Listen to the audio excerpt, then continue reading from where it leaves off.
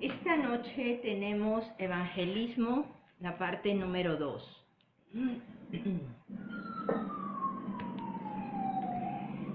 Vamos a repasar lo que aprendimos la semana pasada.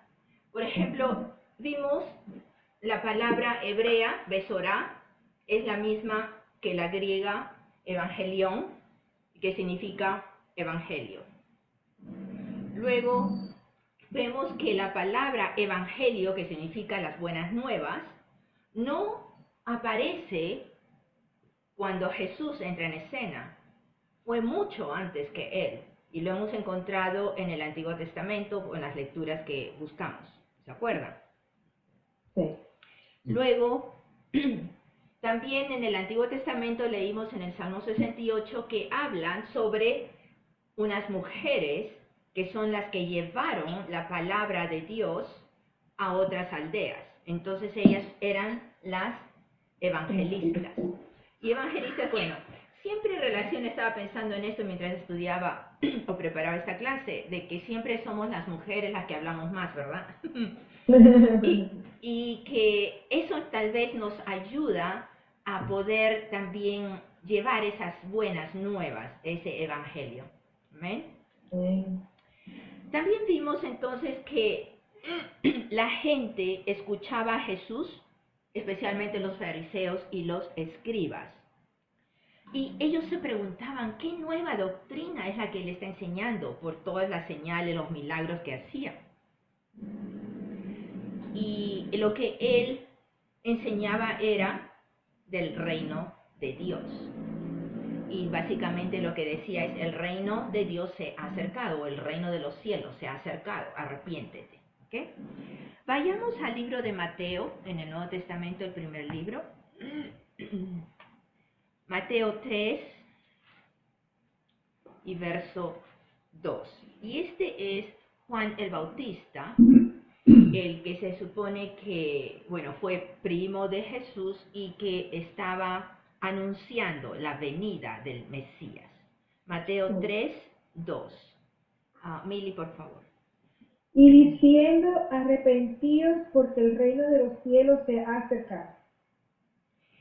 Juan el Bautista era su prédica, arrepiéntete, arrepentíos, arrepiéntanse. Y mucha gente venía a que él los bautice. Vayamos al siguiente capítulo, el capítulo 4 de Mateo, y verso 17. Y este es Jesús mismo cuando empieza su ministerio terrenal. ¿Qué es lo que nos dice Kilvia? Desde entonces comenzó Jesús a predicar y a decir, arrepentidos porque el reino de los cielos se ha acercado. El reino de los cielos se ha acercado. Es lo mismo que Juan el Bautista está predicando. Arrepiéntense o arrepentidos, ¿verdad? Entonces, vemos que estas dos personas, Jesús y también Juan el Bautista, están hablando del reino de los cielos. Un reino tiene un rey, ¿verdad? Correcto. Okay. Entonces, ¿qué les está diciendo? Al decir, el reino se ha acercado, quiere decir, el rey está aquí. Amén. Amén. Las profecías del Antiguo Testamento, las profecías para Israel, anunciaban la venida de su rey. Israel estaba esperando por muchos siglos ese rey. Jesús, en su ministerio terrenal, recorre toda la tierra de Israel, predicando, entraba a sinagogas, enseñaba, y a todo sitio donde había multitud también predicaba y enseñaba. En lo que está haciendo estas cosas, también está preparando a sus discípulos, no solamente a los 12, sino a mucha multitud que los seguían. También eran sus discípulos. ¿A quién se le llama discípulos? A los seguidores, ¿verdad? Aquel que tiene un maestro, aquel que sigue las enseñanzas y la doctrina de ese líder. Entonces, estos discípulos estaban siendo preparados por el tiempo que Jesús tuvo su ministerio terrenal, que fue de 3 años y medio. ¿Y de qué trataba la doctrina de Jesús? Jesús presentaba el evangelio de Él, el evangelio, las buenas nuevas de Él, las buenas nuevas del reino que las traía, venían con Él. Entonces, Él preparaba a estos discípulos en el conocimiento del reino de Dios y les hablaba siempre en parábolas. Explicaba a qué era semejante el reino de Dios. Por ejemplo, lo más común era la agricultura en esa época, en esas tierras. Y él habló en Mateo 13, por ejemplo, dice, el reino de Dios se parece a un grano de mostaza. Y sabemos que el grano de mostaza es la semilla más pequeñita de todas. Se parece al grano de mostaza que un hombre sembró y al crecer se hizo un árbol grandísimo en donde las aves anidan en sus ramas. ¿Qué es lo que está comparando el reino de Dios? Que es algo pequeñito que entra a la tierra sin que te des cuenta, entra a tu corazón, entra a tu vida y empieza a crecer y se convierte en un árbol frondoso, grande, robusto, en donde cuando ya ha depositado Dios ese amor en ti, ¿qué es lo que pasa? Entonces tú tienes ese deseo de servir y ayudar a otros. Amén. Amén. Entonces, cuando está hablando que esta semilla ha crecido como un árbol frondoso y en donde en sus ramas los pájaros o las aves anidan, el árbol está estirando sus ramas para que se apoyen, para que se protejan, para que hagan sus nidos y se multipliquen, hagan su habitación uno con el otro. ¿Sí? Sí. Marcos 4 nos habla de una semilla que el hombre siembra y brota y crece sin que sepa cómo, pero pasa por un proceso. Vayamos a Marcos 4, verso 28. Después de Mateo viene Marcos. Marcos 4, verso 28. ¿Qué es lo que nos dice? Nelly, por favor. Espérate, porque yo no tengo Marcos, yo escribí otro. Ajá. ¿Marcos qué número? 4, Marcos 4. 4, 28. 4:28. Ujú. La tierra produce las cosechas por sí sola. Primero aparece una hoja, luego se forma la espiga y finalmente el grano madura. Nos está mostrando que un proceso de maduración, un proceso que es lo mismo cuando nosotros entramos, somos nacidos de nuevo. No somos ya conocedores de toda la palabra enseguida que nos convertimos, ¿verdad? Es un proceso de avance, de conocimiento, de estudio y para llegar a maduros en la palabra. Regresemos a la izquierda del libro de Mateo, capítulo 13, y veamos qué es lo que nos dice en los versos 24 y 25. Lucho. 13, Mateo 13, 24 y 25. Les refirió otra parábola diciendo, el reino de los cielos es semejante a un hombre que sembró una semilla en su campo. Pero mientras dormían los hombres, vino su enemigo y sembró cizaña entre el trigo y se fue. Está diciendo es otra semilla que el hombre ha sembrado, pero cuando dormía, que aparece, viene el enemigo y siembra cizaña. La cizaña viene a ser como una hierba mala, que cuando la hierba mala crece junto con la hierba buena, porque son muy parecidas, también tiene espiga. Y esto que ha sembrado, ¿qué es lo que dice? no, solamente dice sembró buena semilla. Entonces, a la hora que vas a tratar de sacarlo, pues jalar, como está débil todavía, la buena planta está creciendo. Cuando quieres sacarla, de repente también sacas la buena. Entonces, por eso le está diciendo, primero, que en la noche aparece el enemigo y siembra cizaña. Ahora, la cizaña, como hierba mala, algo que no se necesita, algo que la gente desecha, también literalmente en el español la nombramos a algo que es discordia, ¿verdad? Sí.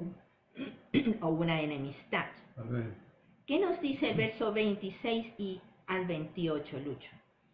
Y cuando salió la hierba y dio fruto, entonces apareció también la cizaña. Vinieron entonces los siervos del padre de familia y le dijeron: Señor, ¿no sembraste buena semilla en tu campo? ¿De dónde pues tiene cizaña? Él les dijo: Un enemigo ha hecho esto. Y los siervos le dijeron: ¿Quieres pues que vayamos y la arranquemos? Ok. Entonces, el enemigo se mete desapercibido cuando la persona o el obrero está durmiendo. ¿Qué quiere decir cuando uno duerme? Analógicamente es que no está en oración, no está alerta, no está en oración, no está en comunicación con el Espíritu, porque muchas veces el Espíritu nos despierta, ¿verdad? Bueno, aquí está durmiendo. Y viene el enemigo y siembra la semilla mala. ¿Qué nos dice de el 29 y 30, Kilvio? Él les dijo: no sea que al arrancar la cizaña arranquéis también con ella el trigo. Dejad crecer juntamente lo uno y lo otro, hasta la siega. Y al tiempo de la siega yo diré a los segadores: recoged primero la cizaña y atadla en manojos para quemarla, pero recoged el trigo en mi granero. Amén. Entonces, deja que crezcan juntos hasta la siega. ¿Qué quiere decir hasta la siega? Jesús, Para la cosecha.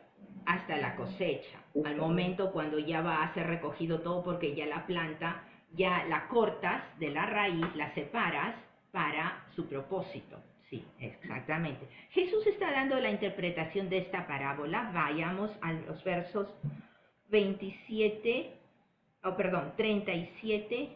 y 38.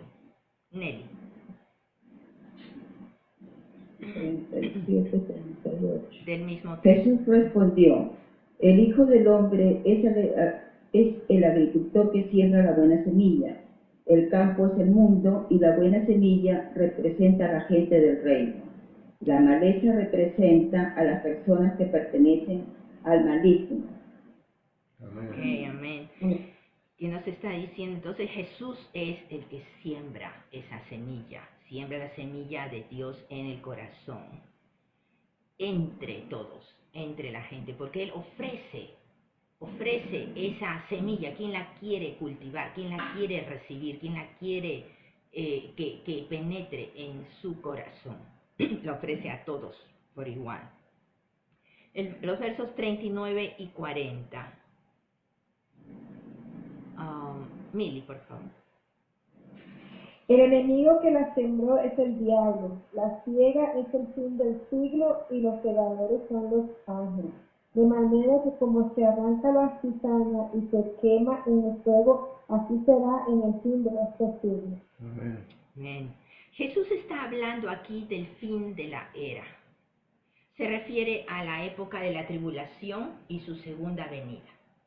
Porque acuérdense que durante todo el Antiguo Testamento, si recordamos la cronología histórica, bíblica de la humanidad, ellos están esperando el Mesías, que ya pocos son los que lo han reconocido, sus seguidores ahorita de Jesús, y cuando ascienda va a venir tribulación de 7 años y se va a cortar esa tribulación con su segunda venida. y allí es donde él va a regresar como rey. Los judíos, los israelitas, los que creen y los que no creen, todos tienen conocimiento de esta cronología y eso es lo que están esperando. Aquí Jesús no les anuncia nada diferente, les está diciendo cuando venga esa tribulación, que va a ser el momento de esa separación, entonces aquí va a ser mi segunda venida. ¿Qué nos dice el verso 41 al 43, Kilvio? Enviará el Hijo del Hombre a sus ángeles, y recogerán de su pelo a todos los que sirven de tropiezo de los que hacen maldad, y los echarán en el horno de fuego. Allí será el lloro y el crujir de dientes. Entonces los justos resplandecerán como el sol en el reino de su Padre. El que tiene oídos para oír, oiga. Amén. Está diciendo, hablando del juicio, la ira de Dios y del diablo a la vez es cuando se va a dar en la tribulación. Pero los que sirven de tropiezo y hacen maldad irán ¿a dónde? Infierno. Al horno Al infierno. de fuego o al infierno. Vayamos a Mateo 25 y verso 41. ¿Qué es lo que nos dice? 25, verso 41. Nelly, por favor. 25, 41. Luego el rey se dirigirá a los de la izquierda y dirá: fuera de aquí, ustedes los malditos, al fuego eterno preparado para el diablo y sus demonios. Amén. Entonces, esto es que nos está hablando, Jesús está hablando sobre el fin de la era. Y está siendo específico que ese fuego eterno, ese fuego del que está hablando, del que leímos hace un ratito, está preparado ¿para quién? Para el diablo y sus demonios, o y sus seguidores, o y sus ángeles caídos. Entonces, sabemos cuando venga el juicio final, Dios va a decidir quién se salva, quién va o no va a ese fuego junto con el diablo. ¿Amén? Amén.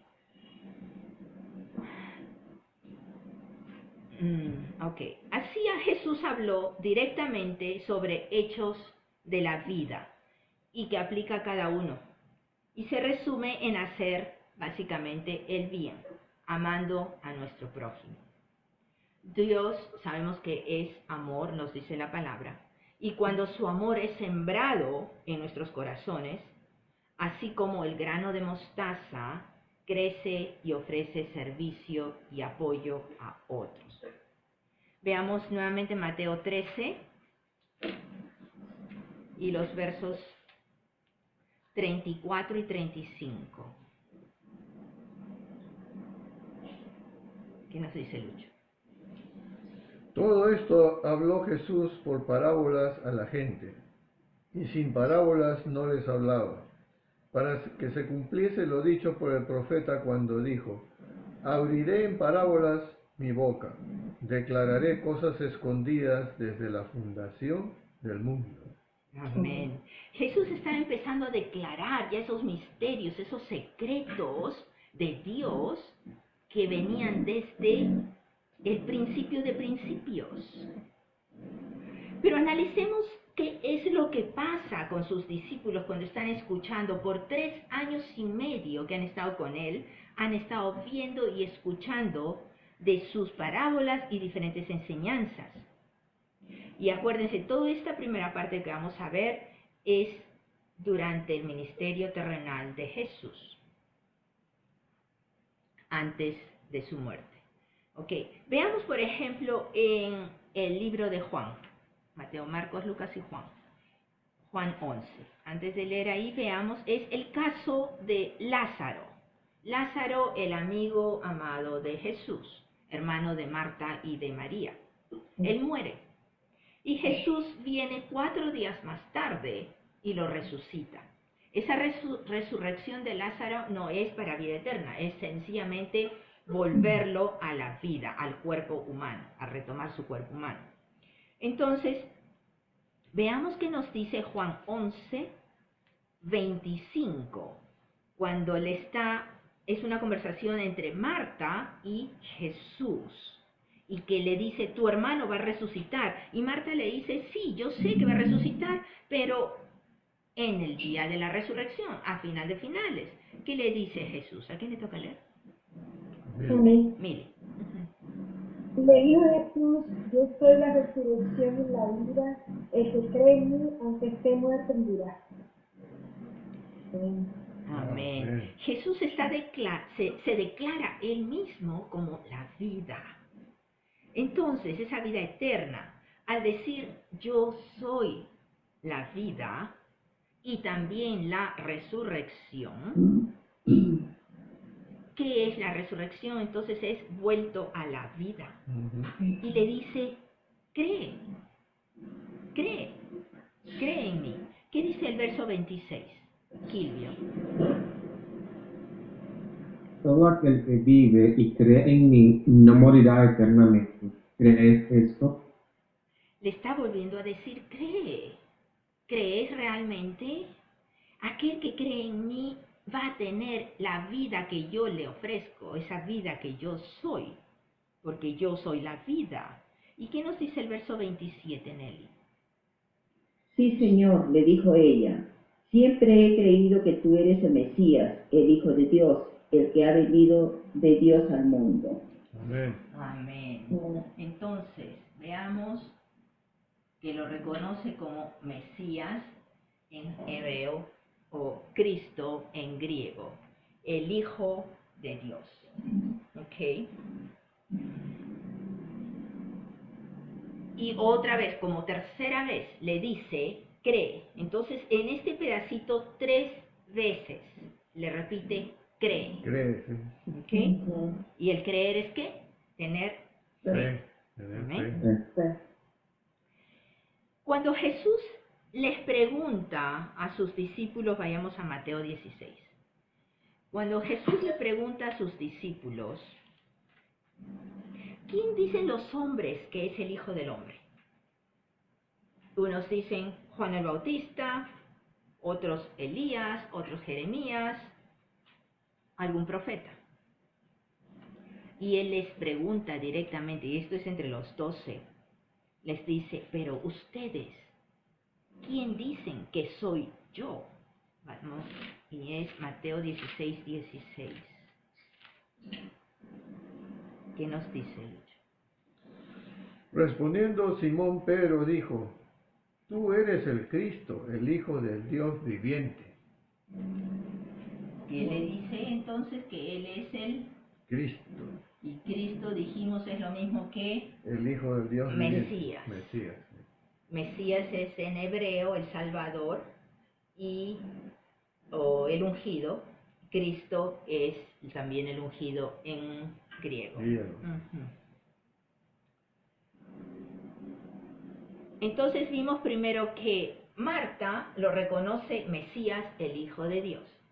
Y ahora Pedro le está reconociendo como Cristo, el Hijo de Dios, viviente, ¿verdad?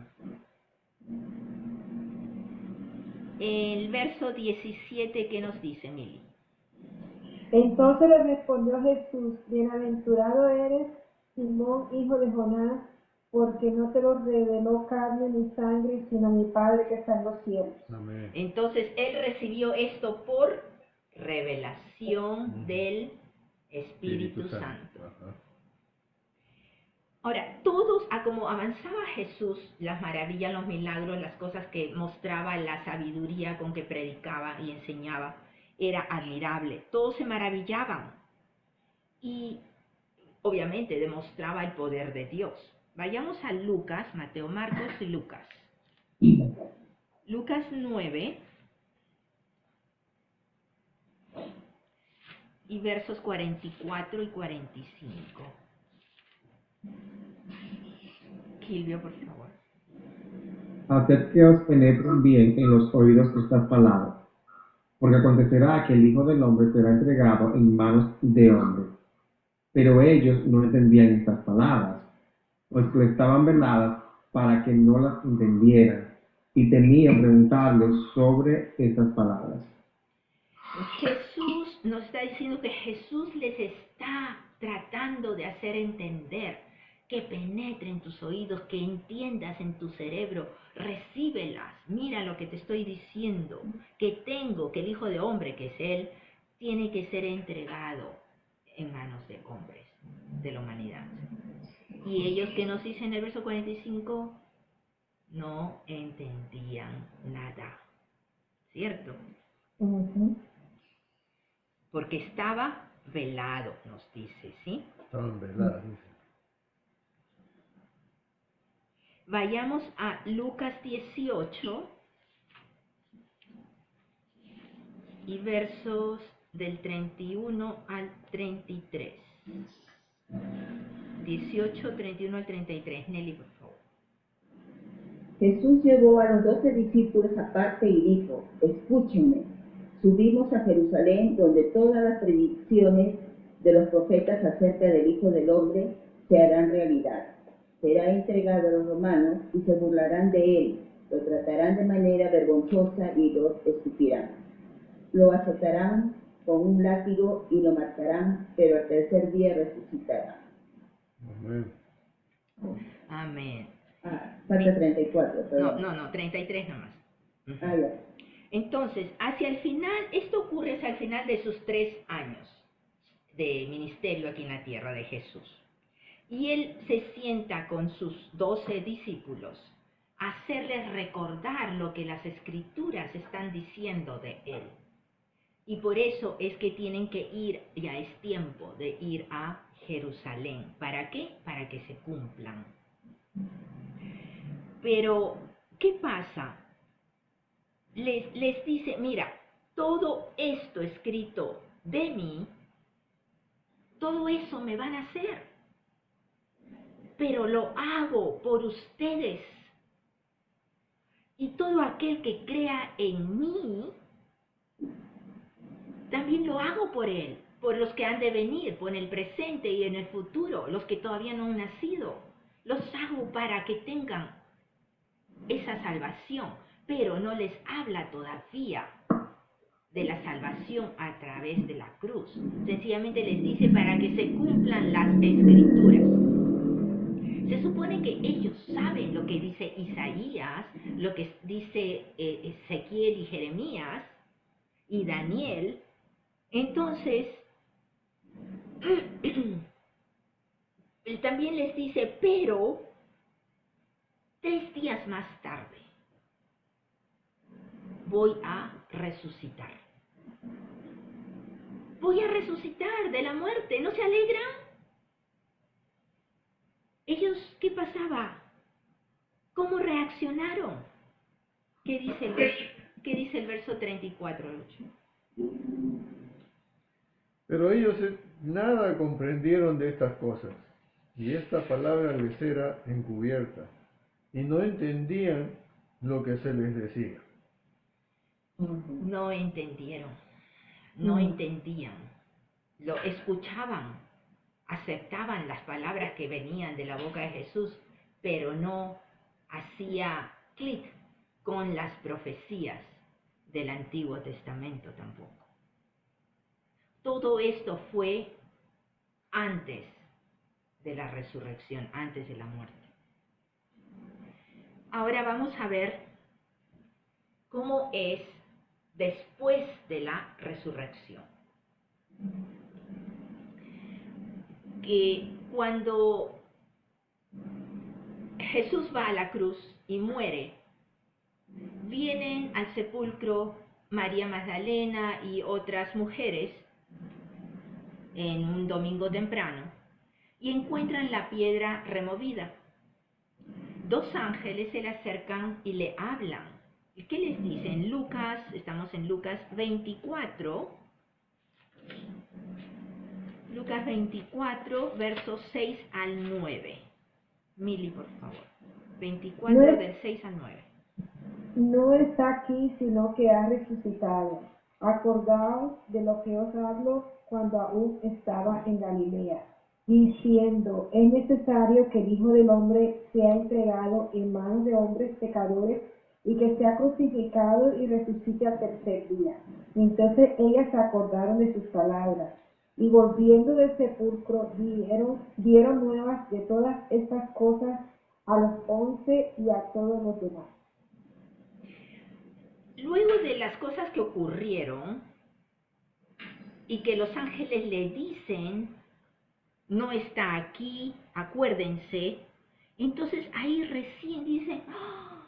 ¡Cierto! Jesús nos habló de esto. No se acordaban porque no entendían, no lo recibieron, ¿cierto? Y cuando van y le cuentan a Pedro y Juan, ellos dos salen corriendo hacia el sepulcro. Y Juan llega primero, luego Pedro, pero Pedro entra primero y luego Juan. ¿Y qué es lo que nos dice Juan 20, Mateo, Marcos, Lucas y Juan? Juan 20 y versos 8 y 9. Porque sabemos de que cuando han entrado al sepulcro, han visto ya los lienzos a un lado que estaban. El lienzo es con que lo habían envuelto al cuerpo de Cristo. Estaban los lienzos solos. Y el sudario, que era la túnica con la que le cubrían la cara, estaba enrollado y aparte por otro lado. ¿Qué nos dice Juan 20, 8 y 9, Kilvio? Entonces entró también el otro discípulo que había venido primero al sepulcro, y vio y creyó, pues aún no habían entendido la escritura, que era necesario que él resucitara de los muertos. Amén. Entonces el primero que llegó fue Juan. Él entró y al ver, creyó. ¿Pero qué creyó? Porque enseguida nos dice, no entendieron la escritura todavía. Aún no habían entendido la escritura de que tenía que resucitar. Pero ¿qué es lo que creyó? Entonces definitivamente Juan era el que recibía el amor de Jesús. Pero entonces él al ver los lienzos decía, él ya no está aquí. Él ya no está aquí. Decía, él vive. Pero no sabía cómo, ni dónde, ni en qué circunstancia. ¿Amén? Amén. Luego, dos de sus discípulos caminaban hacia Emaús. Y Jesús se les presenta como un extranjero que no sabe de las últimas noticias. Ellos le cuentan, y le cuentan aún lo de las mujeres que fueron al sepulcro y lo que los ángeles le dijeron. Y que la tumba estaba vacía y que los ángeles le habían dicho, él vive. Vayamos a Lucas, regresemos a Lucas a la izquierda. Lucas 24, versos 25 al 27. Lucas 24, del 25 al 27. Nelly, por favor. Entonces Jesús les dijo, ¿qué necios son? ¿Os cuesta tanto creer todo lo que los profetas escribieron en las escrituras? ¿Acaso no profetizaron claramente que el Mesías tendría que sufrir todas esas cosas antes de entrar en su gloria? Entonces Jesús los guió por los escritos de Moisés y de todos los profetas, explicándoles lo que las escrituras decían acerca de él mismo. Amén. Y lo que quiero aquí enfatizar es la reacción de Jesús resucitado. ¿Y qué les dice a ellos? En mi versión dice, insensatos y tardos de corazón para creer. ¿Qué está diciendo? Cuando uno, ¿por qué es la base de alguien que no cree? No cree uno porque puede ser que no ha escuchado, porque no ha entendido, porque sencillamente le es ilógico y no lo acepta. ¿Cierto? Pero si no lo crees, entonces tampoco no puedes comparar porque en ningún momento lo vas a recordar. Y aquí está diciendo a gente que se supone que son de toda su vida de tradiciones judías. desde pequeños, han crecido en ese ambiente.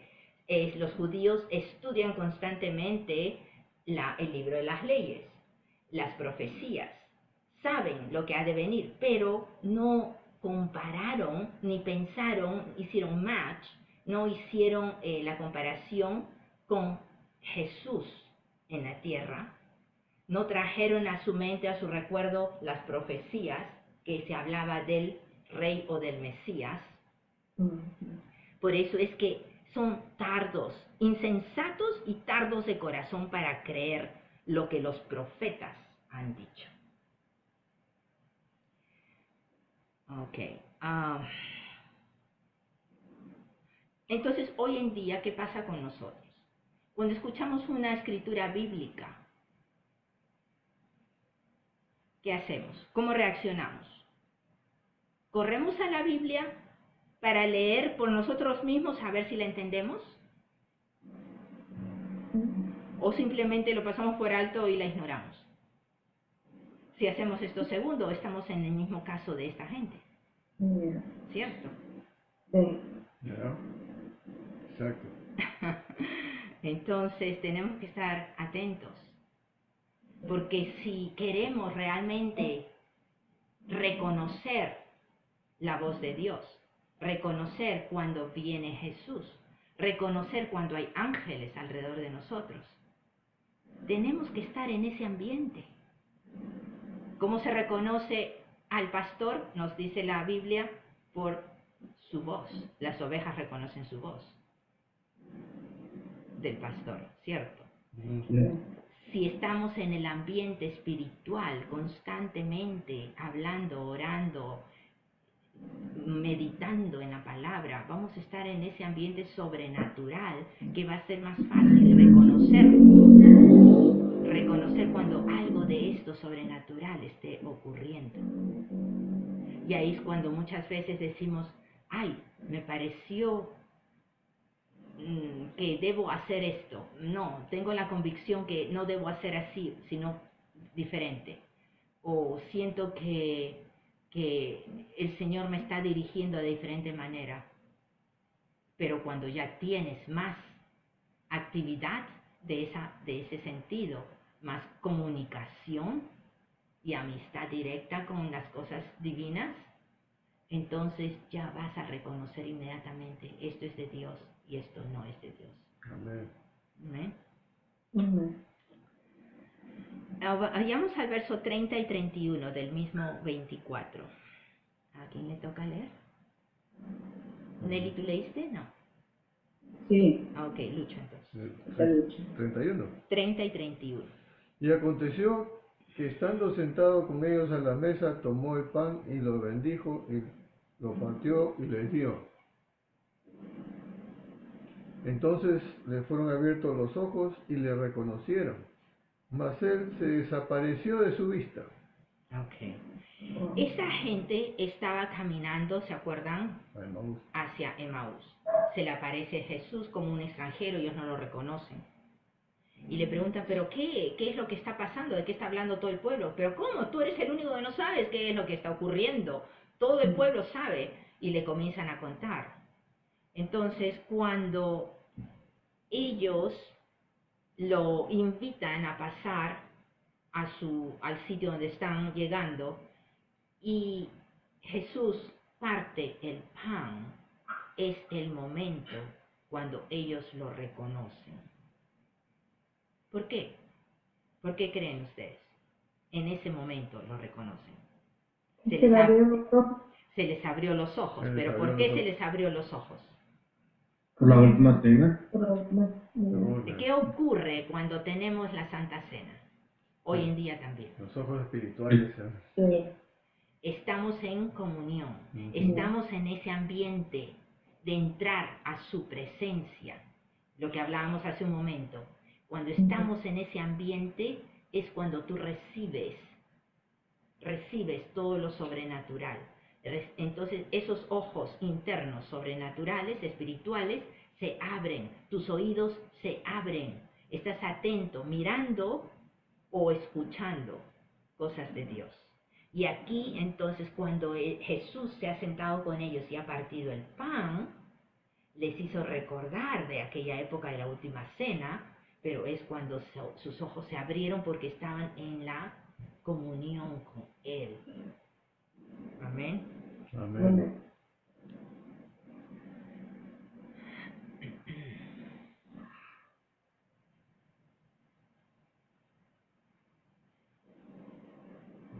Cuando decimos nuestro Dios vive, no solo se aplica a ciertas áreas. Si lo buscamos, Él se ha de presentar en medio de cualquier cosa que tengamos delante. Él vive y su manifestación es apropiada para cada día, temporada o generación. Amén. Luego de esto, se les aparece a los otros discípulos. ¿Y qué nos dice los versos 44 y 46? ¿Quién leyó? Yo le dije, ¿verdad? Mili entonces. Versos 44 al 46. Y les dijo, estas son las palabras que os hablé estando aún con vosotros, que era necesario que se cumpliese todo lo que está escrito de mí en la ley de Moisés, en los profetas y en los salmos. Entonces les abrió el entendimiento para que comprendiesen las escrituras. Y les dijo, así está escrito que así sea necesario que Cristo padeciere y resucitara de los muertos al tercer día. Amén. ¿Hasta ahí? ¿46? Sí, ahí está bien. Entonces, estamos viendo que ¿quién les abrió el entendimiento? Dios. Les abre el entendimiento para que entiendan las Escrituras. Hoy en día nosotros tenemos el Espíritu Santo. Si tenemos el Espíritu Santo, entonces ya nuestro entendimiento está abierto. No necesita abrirse más puertas. Lo que tenemos que hacer es indagar, estudiar, averiguar, volcarnos a meditar en la palabra. Ya lo tenemos adentro. La revelación la va a traer, nos la va a presentar de acuerdo a cómo estudiamos y de acuerdo a cómo maduramos. Amén. Amén. Bueno, hasta ahí tenemos hoy día y hemos visto entonces el Evangelio o las buenas nuevas en el Antiguo Testamento. En la semana pasada hemos visto lo que es antes y después de la resurrección. La próxima semana vamos a ver lo que es después de la ascensión y lo que nos aplica a nosotros también y por qué no es bíblico la famosa ¿cómo le llaman? Cuando vienen a los pies de Jesús en que la oración del pecador. Ok, eso lo vamos a analizar la próxima semana. Okay. Amén.